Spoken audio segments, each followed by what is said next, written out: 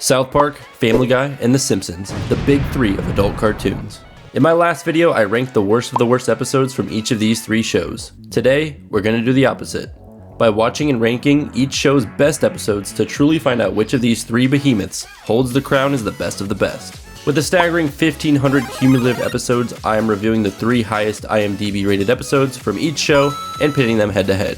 Whether you're sitting on an airplane, making toast, or teaching sign language to your cat, let's not waste any more time and let's get right into the ranking. Thanks for all the positive feedback on the last video. These types of videos are super fun to make, and if Disney can pump out redundant sequels, then so can I. Make sure to subscribe, as number go up helps my brain send happy signals. We also have a Discord server if you feel the need to harass me on a more personal level. That link is in the description. It's no secret that I'm a massive South Park fan. I've seen every episode, and the lineup for today's video absolutely does not disappoint. Personally, my favorite episodes of South Park are The Losing Edge and Poor and Stupid. South Park usually doesn't miss, and has some absolute banger episodes. Watching a great South Park episode almost feels better than hitting your 9-leg parlay betting on Japanese table tennis. I mean, that's gotta be something that we've all experienced at least once or twice, right? Let's start this list off with the best rated South Park episode. Okay, I kid, but where are my Pip lovers at? Come on. This ranking starts off with an absolute classic. The season 5 episode, Scott Tenorman Must Die. Cartman is the first kid to get pubes, but it turns out he didn't organically acquire them. He bought them from the wily trickster Scott Tenorman. Scott proceeds to trick Cartman a few more times, even sending him to a made-up pube convention in Fort Collins. One please. One please. One please. One please. Hey yo, what the fuck? Cartman makes one final attempt to get his now $16.12 back. Man, $16.12? Cartman was paying Pokemon card scalper levels of pricing for some slightly used Slinky Binky hairs. Scott Tenorman humiliates him to get his money back before he ends up burning it all. This is where Cartman truly snaps. Cartman then launches a devious plan to try to train a pony to bite off Scott Tenorman's Tinky Winky. The plan to train the pony goes wrong, and I can't show how or why on YouTube. Wait, is that Randy, Gerald, and Kenny's dad hiding in the Tenorman's bushes in this scene? Cartman tries to take revenge by dubbing Scott's favorite band Radiohead, when Scott shows the town the video of Eric pretending to be a piggy begging for his money back. Kenny laughs so hard in this scene that he actually dies.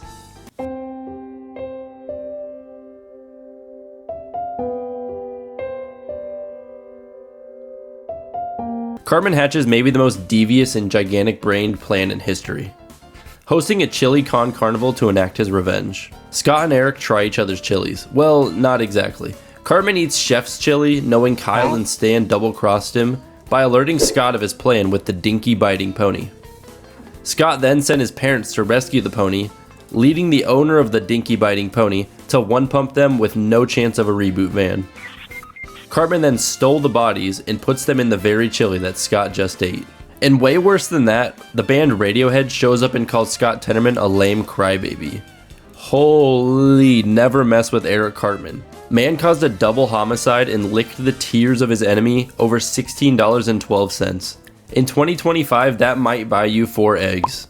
This episode is an absolute masterclass from start to finish. A hilarious plot that flows well and boils over into a wild conclusion. There are a few weird visual scenes, but I think it fits right in with South Park's crude humor.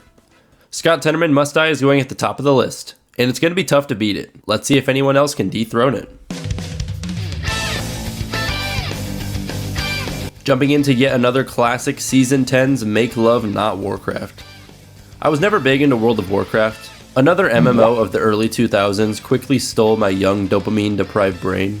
A lot of this episode takes place in the World of Warcraft universe, and Blizzard assisted in the animation and it looks fantastic. A super high-level player is breaking the rules of Warcraft, murdering the main 4 boys' characters in a PvP free zone. The most unbelievable part of this episode is the boys calling into a game support hotline to get help or even get the game company to even care to listen to them. Especially with it being Blizzard, I would expect to have to pay a couple microtransactions to get some good in-game support over the phone. Randy joins the Warcraft fun as he's trying to fit in with the boys. All the kids in South Park decide to unite to take down this WoW no-lifer, leading to Butters dropping an all-time great line. Butters, you said you're on your computer all the time. Yeah, but I'm playing Hello Kitty Island Adventure. Wait, Hello Kitty Island Adventure is a real game that released in 2023? 17 whole years after this episode released? Next video will be me 100%ing Hello Kitty Island Adventure. The boys dive into battle against the king of the Discord mods. After being defeated, the boys hatch a plan to no-life the game, killing 65,340,285 wild boars to get enough XP to save the world of Warcraft. This resulted in one of the best training montages that has ever graced our TV screens. The battle for all of humanity has started, but without the legendary Sword of 1,000 Truths from the developers, the boys' odds of victory are slim to none. The Blizzard executives give the sword to Randy's character, Falcorn. The executives don't have accounts, they actually have lives and don't play the game. I always have to skip the part where Cartman's mom helps Cartman go to the bathroom mid-battle. That part really grosses me out. Falcorn gives Stan the Sword of 1,000 Truths, and he is slain by the no-lifer. Stan hits him with the sword, and that's enough to defeat him. The world of Warcraft is saved. Couldn't the hacker Discord mod guy just respawn though? Like, what am I missing here? This episode is nothing short of amazing. Tons of humor and a great story. There are so many little jokes and gags in this episode, it always keeps you on your toes. The Blizzard animated portions are also visually great, and really change the pace of the episode. A great Randy side plot, combined with the main four boys' antics, leads to an all-time classic. I'm placing this one below Scott Tenorman Must Die. This episode is really good, but I think it's a tier or two below the previous one. Going back to Season 6, we have a Lord of the Rings themed episode. I'm not reading the title, it is so long. These episodes are getting better than finding an extra chicken McNugget in your 20-piece. Best dipping sauce is ranch, by the way, ketchup is number 2, and I only use it if I run out of ranch. The boys, having watched Lord of the Rings, are cosplaying as characters. They're given a quest to take the movie back to Butter's house. Randy and Sharon intend to watch a more adult film while the boys are away. Before it is revealed that Randy gave the boys the wrong tape, the boys actually have the adult film and they deliver it to Butters. Watching it changes Butters, rewiring his brain completely, turning him into a depraved monster, just like I was when TikTok was banned for 22 minutes. The boys take back the tape and Butters joins the party, thinking he is playing Lord of the Rings, but he hasn't really seen the right movie, so this leads to him attacking Stan. During this episode I was wondering where Kenny was, but I forgot he died during this period of the show.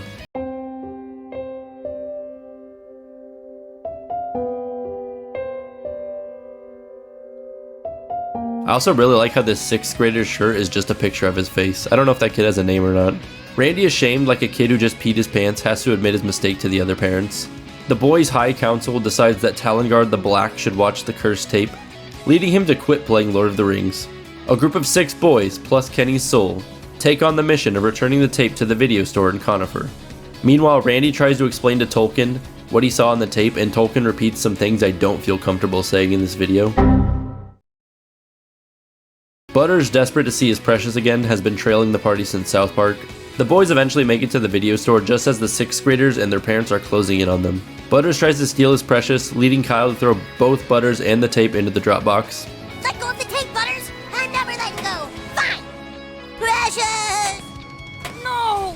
Hey, who knew Tom's rhinoplasty had multiple locations? What a fun fact that nobody will ever mention again outside of this video. You must remember it forever. The parents began explaining all the contents of the adult video even though the kids never watched it, traumatizing them worse than spending an hour in the city of Detroit. This episode's a fantastic adventure. It's really elevated if you've seen Lord of the Rings. The premise of this episode was so good they decided to make an entire video game based on the boys' role-playing. Super fun game, by the way. Way better than that snowball fight game they released most recently. I have a great time every chance I get to watch this episode. I like it better than Make Love Not Warcraft, but it doesn't top Scott Tenorman Must Die in our rankings today. It's no secret that I'm a Family Guy enjoyer. I've personally seen all these episodes before, but we'll see if they can stand up to the greatness that South Park has just bestowed upon us. I'm more excited for this ranking than that one time I gave my cats all those treats.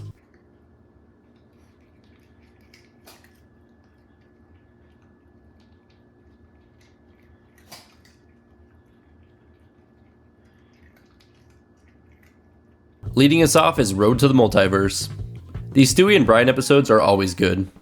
We start off with some bits at the carnival, none are too great except the buff pig part. Me and my good buddies will still quote from this bit. You bred a pig? Sure did. Most genetically perfect one in the contest. Oink.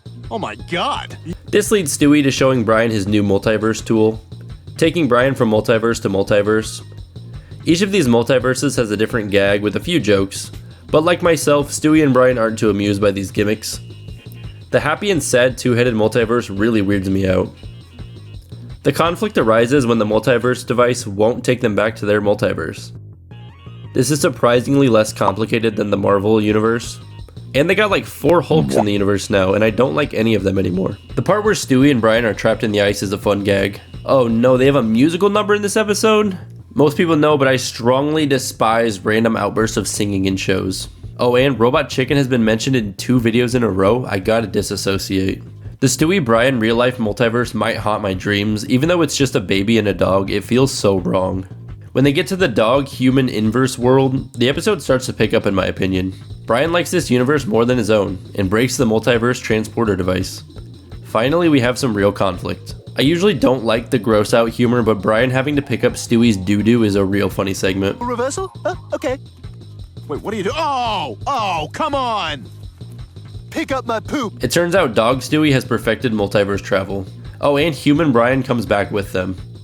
It'd be cool if he popped up again in a future episode. Oh, he got hit by a car. Like 30 seconds after I typed this, he got hit by a car. Wait, was this foreshadowing the episode where Brian actually dies? Through and through, this is a fun episode. A lot of fun moments, and the animators got to flex their muscles using all these different styles. I enjoyed this one, but I don't really think it holds a candle to the best of the best South Park episodes. I'm gonna put it in last place so far on the ranking. Not knocking it at all, but South Park is going to be tough to dethrone here. Going forward 2 seasons, we have the season 10 episode, Back to the Pilot. Brian buried his favorite tennis ball in the pilot, so Stewie and him travel back in time to find it. Another classic Stewie Brian episode. The slam at Meg's former voice actor here is super sly, and I love it. My God, what's with Meg's voice? She sounds like someone who's about to give up a huge opportunity. Stewie and Brian existing during the cutaways while they are all paused is also a hilarious bit. This episode is starting off great. I also didn't realize that Brian has pockets. This episode feels very similar to the last one, but I feel like there aren't as many wasted moments. Everything progresses the story and all the jokes are hitting. Once back into the future, they find out that Brian has altered the past by telling his former self to stop 9/11, making Brian a bigger hero than the guy who realized you can cook bread longer to make toast. Brian argues that he did a good thing here, so they go 5 years into the future to see if he was right. 5 years into the future would be 2016, and I know for a fact the animation style did not look like this. Turns out the future was worse than every single Kansas City Chiefs commercial that we had to suffer through this year. Brian and Stewie go back to the pilot again to stop the past Brian, but not the super far back past Brian from stopping 9/11. Brian keeps messing up the future, and he causes an infinite loop of Brian and Stewie's to come back. The time travel gets messy, but an alternate version of Stewie and Brian end up fixing it. This episode goes from 0 to 100 very quickly with the time travel, and I enjoyed the entire ride. Lots of great humor sprinkled in throughout the entire ordeal. This one's very good. I'm gonna put it just below Return of the Fellowship. I very much recommend checking this episode out, even if you aren't a fan of the show. Lastly, for Family Guy, we have a bit of a different episode. The hour-long episode, and then there were fewer. This section might be longer than the NHL season, but I'll try to keep it shorter even though this episode is an hour long. Hey, wait, what are you doing? Don't fast forward to the Simpsons section, you sly dog. The Griffins are invited for a dinner in Peter's honor. Upon arriving at a mystery mansion, it turns out the rest of the side characters were also invited to the same dinner. I also frequently drive very far out of my way to a mystery dinner in my honor for no specific reason. Turns out the dinner is hosted by longtime enemy of the Griffins, James Woods. James Woods has brought everyone together to right his wrongs. He leaves the room and mysteriously, Quagmire's guest keels over dead at the dinner table. She lasted about as long as I do when I play first-person shooters. I got old man employed dad reflexes now. I can't keep up with the zoomers anymore. Everyone assumes James Woods is the killer, until he also runs out of hit points. We got a good old-fashioned murder mystery brewing here. Everyone splits up Scooby-Doo style to search for clues. Brian and Stewie find Muriel was sent to the Shadow Realm faster than Yugi Moto would be if he would stop cheating so much. In one episode of Yu-Gi-Oh, he literally attacks the moon to win a battle. I mean, come on, man. Wait, they really just left an unconscious Joe by himself with a serial killer on the loose? At some point, Derek goes to the roof to make a call using a faint signal that his phone is picking up. Not sure why he went alone, but he gets whacked. That's what he gets for lying about holding up the Hollywood sign. Oh my God, are you holding up the whole Hollywood sign? No. The sign was way in the background. I was standing in the foreground going like this when Jillian took the picture. Some damning evidence is found in Tom Tucker's room, leading to a fun chase scene where everyone tries to catch the guilty party. After everything's over, Lois stops to check in on Diane. Diane slips up, and Lois catches her in a lie. Diane ends up taking Lois hostage and leads her to the cliffside. Not a single person saw them walk out of the front door at gunpoint is extremely wild to me. A gunshot is heard, and Diane falls off the cliffside into the ocean, saving Lois. It's then revealed by a slow pan that Stewie saved her from the Tower Mansion, capping off a fantastic story. This hour-long adventure packs a thrilling murder mystery into a Family Guy style of jokes, and it delivers. This might be my favorite episode of Family Guy. The eerie murder mystery is a great twist on classic Family Guy. This episode also has lasting impacts, as the deceased characters are never seen again. I'm putting this one right below Scott Tenorman Must Die. This is the only episode that has come close to taking the top spot this far. Highly recommend checking this one out. It might not be as good now that I spoiled the ending though. Admittedly, I haven't seen many Simpsons episodes, and I'm super excited to dive into the best of the best. I was born in 1997, and I had to scroll all the way to the 44th top-rated episode just to find something released after 1997. I was born too late for primetime Simpsons, but born just in time for Bronny James highlight reels. We start today's ranking in the Season 8 episode, Homer's Enemy. Frank Grimes is hired at the nuclear plant, becoming Homer's new coworker. Frank is a goody two-shoes and won't break the rules at the nuclear plant like Homer does. Homer's a fantastic coworker, eating Frank's lunch, chewing all of his pencils up, and ignoring potential nuclear meltdowns. Frank takes the fall with Mr. Burns for something that Homer has caused, and this leads Frank to declare Homer as his enemy. Homer ends up inviting Frank over for dinner, making Frank even more upset as Homer's life is so much better than his own. Homer decides to be more professional at work to appease Frank's more by-the-book manner. I love how the other coworkers stick up for Homer and just ignore how bad he is at his job. Frank tricks Homer into entering a kids design a power plant contest, and Homer ends up winning first prize, winning the approval of everyone except for Frank, who is outraged. This leads to Frank snapping and crashing out harder than anyone who still plays Overwatch in 2025. Frank in his tirade grabs some high voltage wiring, leading to his demise. Homer sleeps through his funeral, causing everyone to laugh. Man, this episode was an absolute riot. There were a few instances where I laughed out loud at some of the jokes. I actually felt bad for Frank a bit, but Homer's antics and everyone just passing it off as normal was hilarious. The Bart B story was a little weird and didn't end up going anywhere, but everything with Homer and everyone just accepting his general incompetence is great. I'm putting this one below Scott Tenorman Must Die in the number 2 spot. Prime Simpsons is amazing, man. What have I been missing out on?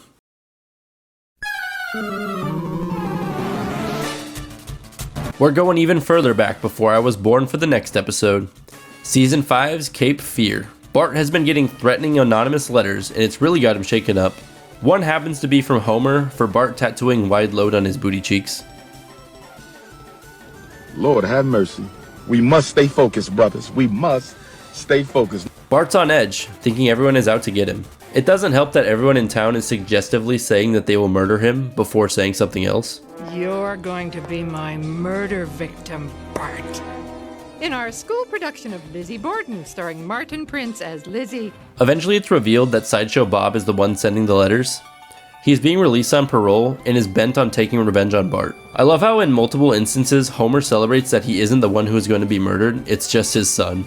The Simpsons end up going into witness protection, complete with the new intro theme and song. The sound Sideshow Bob makes while getting hit by the rakes is very unsettling to me.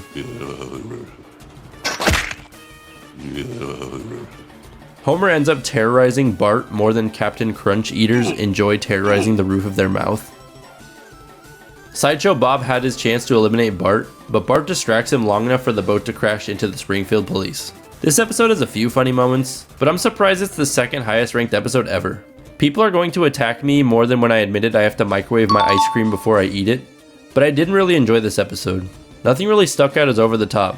It's a good episode, but I don't think it belongs in a best of the best ranking. One of these episodes has to hold the last spot, and this one will for now.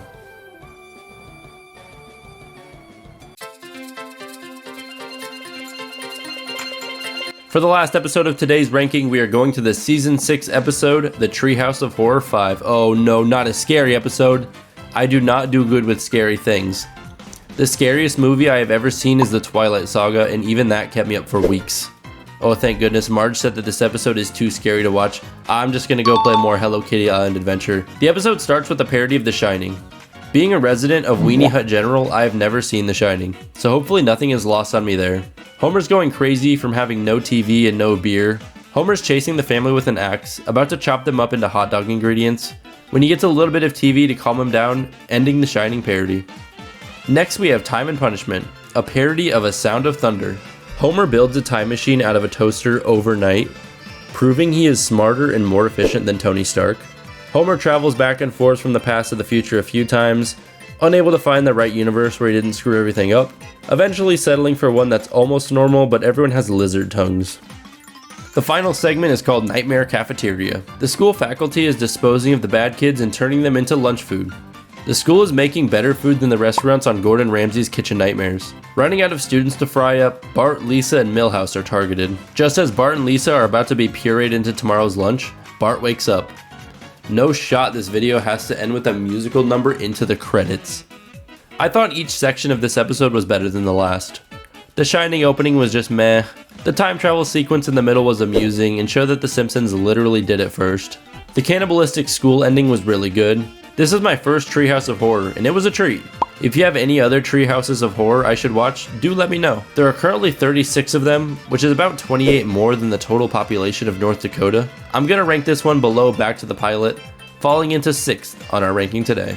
The best of the best episode was South Park's Scott Tenorman Must Die. I would say the episodes from 7th to 1st are pretty much must-watch episodes. Absolute masterpieces through and through. I thought the other 2 episodes were just okay. The worst of the bunch being The Simpsons Cape Fear. My favorite Family Guy episode was And Then There Were Fewer. If you want to see more videos like this, do let me know in the comment section below. I'm open to any suggestions.